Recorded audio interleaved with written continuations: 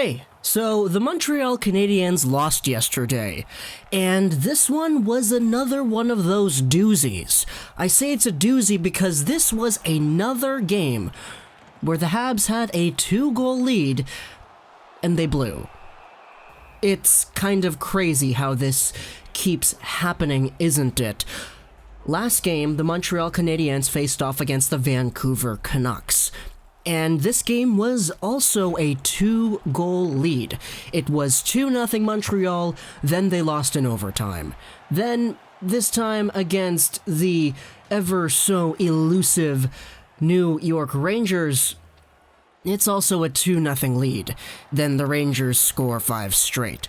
Montreal is now 16-10 in games where they hold a 2-goal lead, which is not great. You don't want to be choking on these leads. The fact that the Canadiens were in a position 26 times this season where they had a 2-goal lead and they lost 10 times isn't really all that great. However, have no fear, Montreal, because there was this article here on TVA Sports where Claude Julien talks about the plan. Now, this kind of caught me off guard. Let's talk a little bit about Canadiens updates, just like we did yesterday. Instead of talking about injuries, we'll talk about the team itself, the direction it's going to be going down, and also a prospect who's making his debut in North America. Take a look at this article right here. Claude Julien says, "Are our chances of making the playoffs great? No. Are they thin? Yes. But they're still here." So, Claude Julien is very, very adamant in the quotes that are in this article as to how he does believe that the playoffs are within sight. Not super far away, not completely dead, but just there. It's actually kind of funny reading through this article because it shows a lot of the, I was going to say bravado, but I don't think bravado is the right word, because to me it feels like this team legitimately feels like they can compete for a playoff spot. Let's take a look at this. I translated the article via the Google machine, so I'm reading this quote in English, but it's showing up in French on your screen. Although Bergevin will miss the playoffs for the 3rd straight season, Claude Julien seems to be in good shape. This is at least what Bergevin suggested the day before, during his balance sheet of transactions, by giving him everything that looked like a vote of confidence. It's always nice to receive a vote of confidence from the CEO. However, it has already been seen before. The coach receives a vote of confidence and 2 weeks later, he's fired, Claude Julien says, while laughing. That said, the two men appear to be on the same page, and being on the same wavelength as the boss is always a good sign. Here's the quote that I think is really, really, really interesting from Claude Julien, head coach of the Habs. "We work hard with what we have on hand. We cannot divulge everything, unfortunately. However, we have a plan. We are going in a certain direction. We will continue to work with some young players and improve the team." Now, I don't know what plan you got, Montreal. I don't know what plan can exist to satisfy this fan base, but if you're going to work with the young guys, if you're going to try to make the future the priority, I agree with that. I think that's what you should be doing. But the problem to me is, if the future is the priority, can you viably say that the future was the priority a few days ago at the deadline?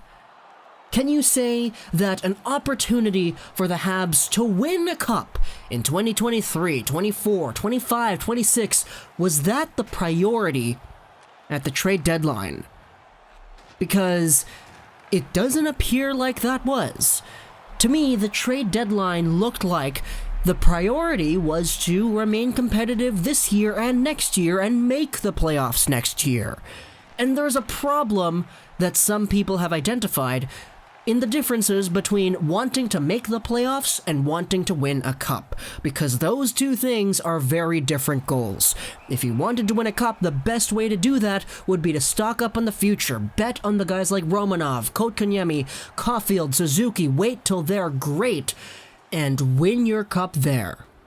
If your goal was to just make the playoffs, then okay, keeping Tatar, keeping Petrie, that seems like a pretty good move. Keeping them so that next year there's a chance at making the playoffs. But obviously, there is a little bit of a difference between just making the playoffs and contending for a cup, so we will see how things work out that way. But according to this, there is a plan. And whatever that plan is, they can't disclose it. But the fact of the matter is they're establishing that a plan does exist. So whether or not that means making the playoffs next year, which, I mean, sure, you can go ahead and try to make the playoffs next year, but what's that going to accomplish? A few games of experience for Suzuki? Okay. I'm not going to say anything about that, just okay. But with that established, we will kind of move on from this. Yes, there is a plan, but no, they cannot talk about it, so we'll see what happens down the line and see if they actually fulfill that plan. But let's talk a little bit about some other news in Montreal Canadiens land. It's Jesse Ylonen, a guy who was drafted by the Montreal Canadiens a few years ago. He's wrapping things up in Finland and he's joining the Laval Rocket. Jesse Ylonen was taken by the Montreal Canadiens 35th overall in the 2018 NHL entry draft. He's a 6'1", 172-pound right-wing player, and he's just wrapping up his second full season in the Liga with the Pelicans. Now, you might be taking a look at his stats and being like, okay, what the heck happened?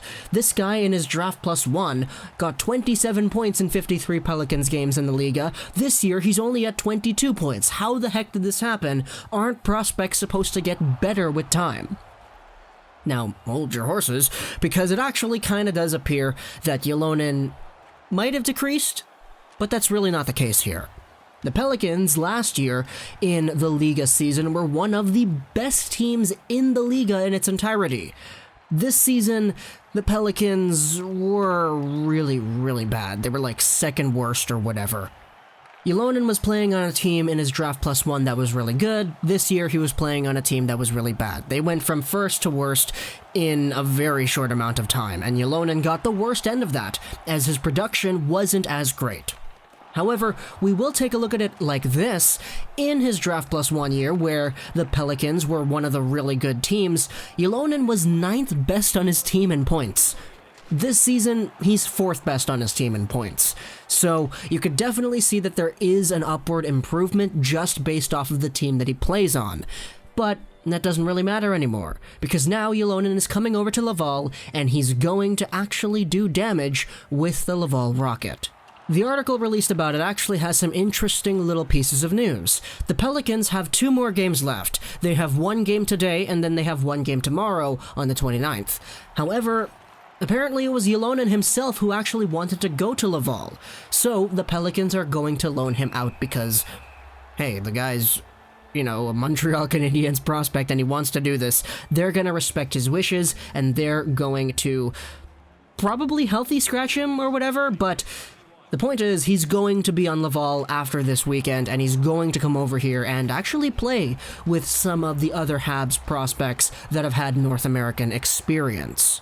If you wanted a little mini scouting report on Ylonen, just think of a really high-energy, fast-skilled winger who can go out there and score some points, do some positive things out on the ice, and always play the game at high octane. The guy's always going, and he's always doing his best. Add to that some pretty good mitts, silky mitts, good puck handling ability, and you have yourself a winger that can actually do some damage at the Liga level despite only being 20 years old. He was actually 19 for the majority of his last season, where he did get more points in the same amount of games. So we will see how Ylonen is able to translate, but just the skills that he has out there, I have no doubt that he'll be pretty good. He'll play with Kotkaniemi. He'll hopefully play with Evans if they send him back down. And Poehling too, I guess, because he's also there as well. So it'll be really interesting to see the chemistry developing with these younger Habs guys. This might be, kind of correlated to the plan that they were talking about. But obviously, I'm not going to get my hopes up because the Canadiens just lost another game where they had a 2-goal lead, so whatever. Hope you enjoyed this video, especially that Trust 99, and bye.